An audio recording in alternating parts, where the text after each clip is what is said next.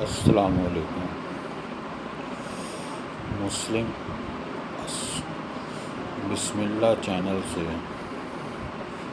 آپ کے لیے کوئی چند اچھی باتیں لائے ہیں۔ شیطان کو دو باتوں سے بہت زیادہ چڑ ہے۔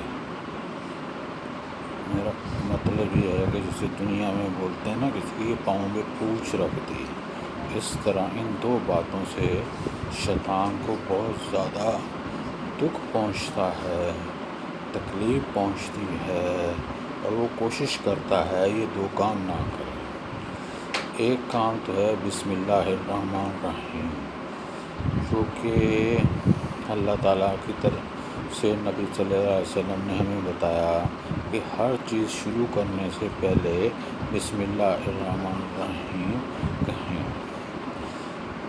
اس کا شیطان کو بہت شدید ملال ہوتا ہے، کیوں ہم اس چیز پہ اللہ کی رحمت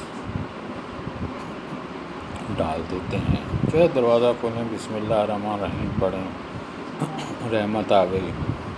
کسی بھی کام میں کھانا کھاتے ہیں، بسم اللہ الرحمن الرحیم پڑھیں، رحمت آ گئی۔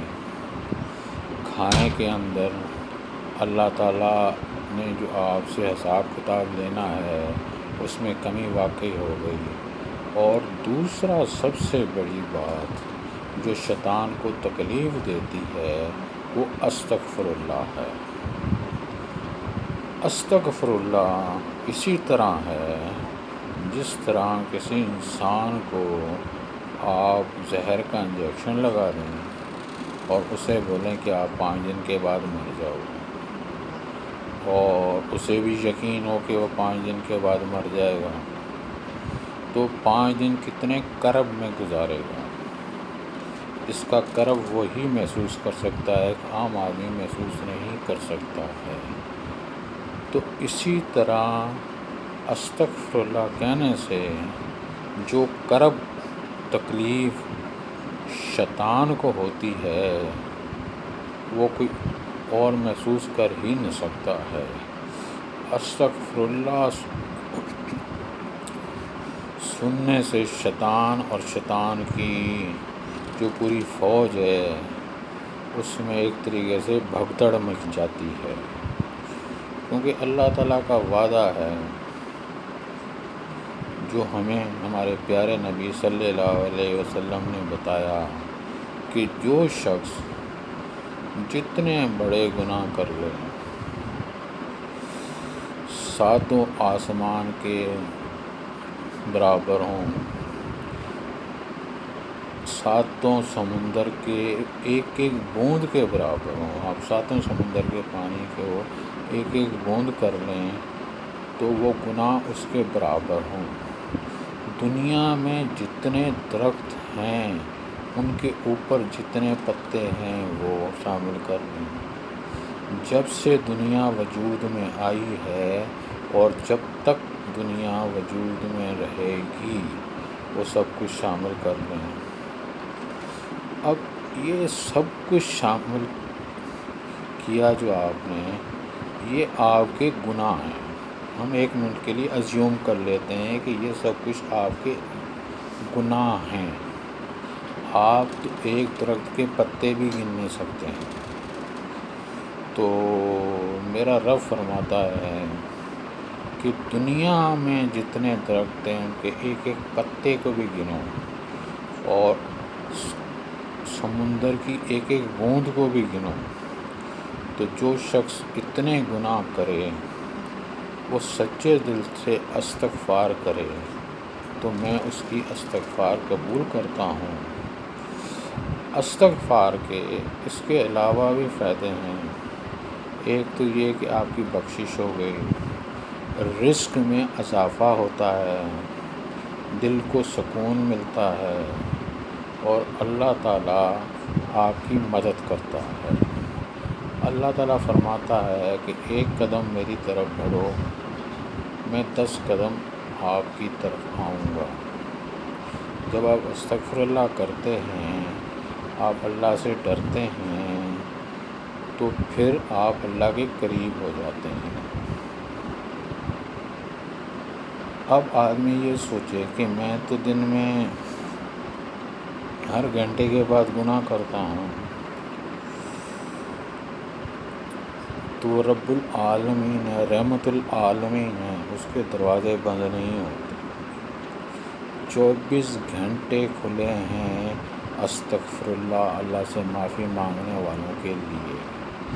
آپ 1 منٹ میں 100 گناہ کریں، اگلے منٹ میں معافی مانگ لیں سچے دل سے، اور آپ کی توبہ قبول۔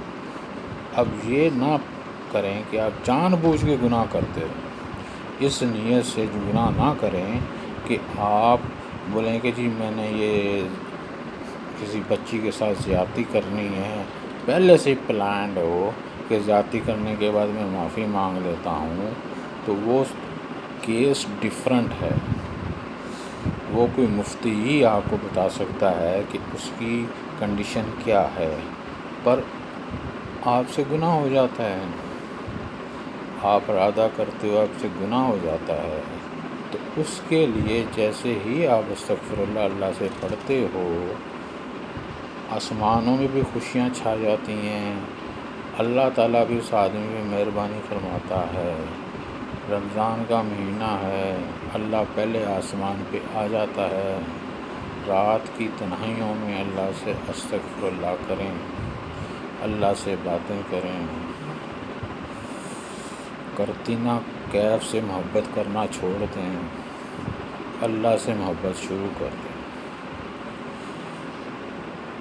آپ دیکھیں گا کہ کرتینہ کیف کی محبت میں آپ کو زیادہ سرور آتا ہے یا اللہ کی محبت میں زیادہ سرور آتا ہے، کر کے دیکھیں، انشاءاللہ تعالیٰ آپ کو فرق محسوس ہوگا۔ اللہ آپ کو سلامت رکھے، آباد رکھے، آپ کے گناہوں کی بخشش کرے، آپ کو صحت و تندرستی والی زندگی دے اپنے بچوں کے اندر۔ آپ لوگوں سے آخر میں ایک دعا کرتا ہوں، ریکویسٹ کرتا ہوں، ہمیشہ ہی ریکویسٹ کرتا ہوں۔ کینسر کا میں پیشنٹ ہوں، لاسٹ اسٹیج پہ، موت کا کوئی بھروسہ نہیں ہے، کس کو پہلے آنی ہے کس کو نہیں آنی ہے۔ 5 منٹ کے بچہ کو موت آ جاتی ہے، اور ایک 90 سال کے بندے کو زندگی ملی ہوئی ہوتی ہے، اس کا اللہ کو پتہ ہے۔ اس دوا کا موت کے ڈر سے کوئی واسطہ نہیں ہے۔ آپ میرے لیے دعا کیا کیجیے گا، مجھے آپ کی دعاؤں کی ضرورت ہے، اور صرف ایک دفعہ نہیں، جب بھی آپ اللہ سے دعا کریں تو میرے لیے بھی کر دیا کریں۔ ویسے بھی یہ اصول بنا لیں کہ جب آپ اللہ سے دعا کریں تو امت کے لیے دعا کر لیں، پورے عالم دنیا کے لیے دعا کر لیں۔ آپ تو بخیل ہو سکتے ہو کہ آپ دعا صرف 4-5 بندوں کے اندر گھومتی ہے، تو اللہ جو ہے وہ تو اس کی آپ مانگتے ہو دعا تو وہ تو قبول کرتا ہے۔ آپ کل امت کے لیے دعا کریں، امت میں ہندو بھی ہیں، عیسائی بھی ہیں، کرسچن بھی ہیں، یہودی بھی ہیں، بدھ مذہب والے بھی ہیں، کمیونسٹ بھی ہیں، یہ سب امت ہے۔ نبی کے بعد کسی رسول نے نہیں آنا یا پیغمبر اور رسول نے نہیں آنا، تو ان کے بعد جو بچہ پیدا ہوا وہ نبی پاک کی امت میں شامل ہو گیا۔ آپ امت کے لیے دعا کریں، اور اگر آپ کی دعا سے کوئی ایک آدمی بھی مسلمان ہو گیا تو یاد اس کی نیکیوں میں سے آپ کو شیئر ملے گا۔ تو لہذا دعا مانگتے ہوئے بخیل نہ ہوا کریں، آپ دنیا جہاں کے لیے دعا کریں، میرے لیے خصوصی دعا کی درخواست ہے۔ اللہ خوش رکھے۔